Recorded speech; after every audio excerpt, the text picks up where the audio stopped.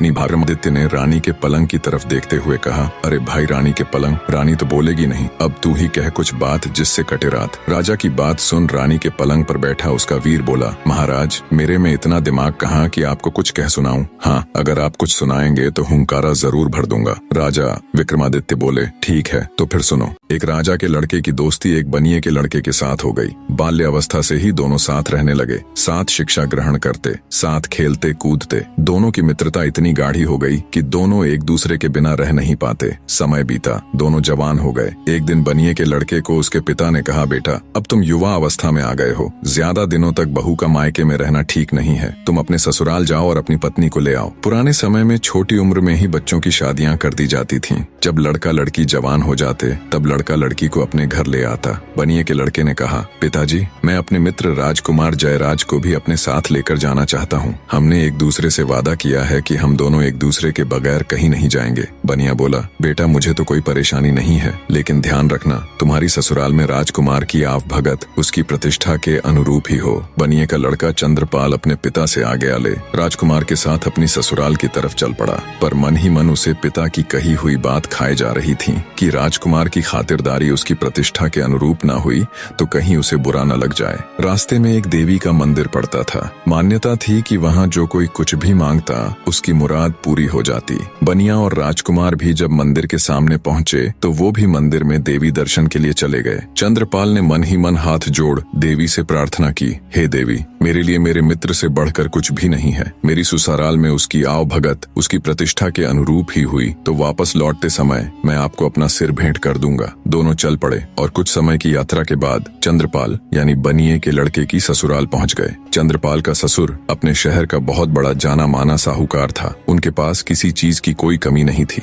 उन्होंने अपने दामाद और उसके मित्र की खूब अच्छे से खातिरदारी की और 15 दिनों तक उन्हें जाने नहीं दिया तथा बड़े मान सम्मान के साथ उनकी आवभगत की, जिससे चंद्रपाल और राजकुमार बहुत प्रभावित हुए। 16वें दिन चंद्रपाल के बहुत कहने पर उन्होंने बड़े आदर सत्कार सहित अपनी बेटी के साथ उनको विदा कर दिया। रास्ते में राजकुमार ने अपने मित्र के आगे उसके ससुराल वालों की बड़ी प्रशंसा की। चलते चलते जब वे देवी के मंदिर के सामने पहुंचे तो बनिए का लड़का अपनी पत्नी और मित्र को थोड़ी देर रुकने के लिए कह मंदिर के अंदर चला गया और अपनी प्रतिज्ञा अनुसार उसने अपना सिर काटकर देवी के चरणों में अर्पित कर दिया। जब बहुत देर तक वो नहीं आया तो राजकुमार जयराज उसे देखने के लिए मंदिर गया। उसका कटा हुआ सिर देखकर उसके पैरों नीचे से जमीन खिसक गई। सोचा अगर मित्र ही जिंदा नहीं रहा तो मैं जीकर क्या करूंगा। उसने भी अपना सिर कलम कर लिया। उधर जब नव विवाहिता चंद्रकला को बहुत देर इंतजार करते हो गई तो वो भी किसी अनहोनी की आशंका से मंदिर के अंदर गई। जब उसने वहाँ का नजारा देखा तो उसके होश उड़ गए। उसकी जोरदार चीख से वातावरण दहल उठा। रोते हुए वो देवी के सामने बोली, हे माँ ये क्या अनर्थ हो गया। अपने पति के बिना मैं ससुराल जाकर क्या करूंगी। सब मुझे ही अभागन कह मेरे ऊपर लांछन लगाएंगे। अब मेरे जीने का भी कोई मतलब नहीं रह गया। जैसे ही उसने तलवार उठाई तभी देवी माँ प्रकट हुई और उसका हाथ पकड़ते हुए उसे ऐसा करने से रोक दिया। तब चंद्रकला बोली, हे देवी माँ मेरे पति और उनके मित्र की बलि तो आप ले ही चुकी हो। इन दोनों को तो आपने अपना बलिदान देने से नहीं रोका, तो अब मुझे क्यों रोक रही हो। मेरी भी बलि ले लीजिए, और वैसे भी मैं अपने पति के बगैर जीकर करूंगी भी क्या। देवी माँ बोली, मैं तुम्हारे पति की भक्ति, राजकुमार जयराज की दोस्ती और तुम्हारी अपने पति के प्रति निष्ठा और प्रेम देखकर बहुत प्रश्न हूँ। इसलिए मैं तुम्हारे पति और राजकुमार दोनों को जीवन दान देना चाहती हूँ। तुम ऐसा करो, दोनों के शीश उनके धड़ के ऊपर ज्यों के त्यों रख दो, मैं उन्हें पुनर्जीवित कर दूंगी। चंद्रकला ने जल्दी जल्दी से उन दोनों के सिर उठाए और उनके धड़ों के ऊपर रख दिए। देवी माँ ने अपना हाथ उठाकर एक दिव्य प्रकाश की किरण छोड़ी और दोनों जीवित हो गए। उनको जीवित करने के बाद देवी माँ अंतर्ध्यान हो गई, लेकिन जल्दबाजी में चंद्रकला से एक गड़बड़ हो गई।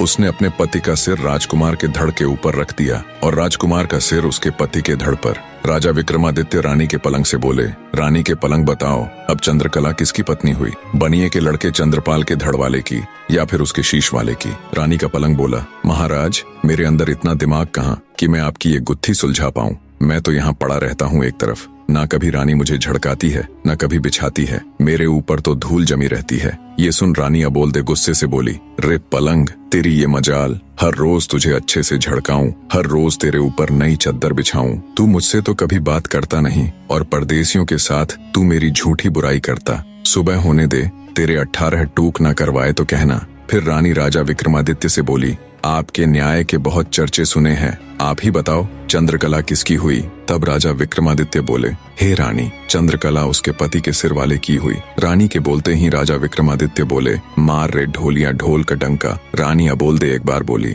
ढोल वाले ने तेजी से ढोल पर डंका दे मारा। डंके की रानी के कैदी भी खुश हो गए, आपस में फुसफसाने लगे। लगता है आया है कोई मालिक का नेक बंदा जो रानी अबोलदे को 4 बार बुलवाकर हमें भी इस कैद से आजाद करवा देगा। रानी फिर से एक पत्थर की मूर्ति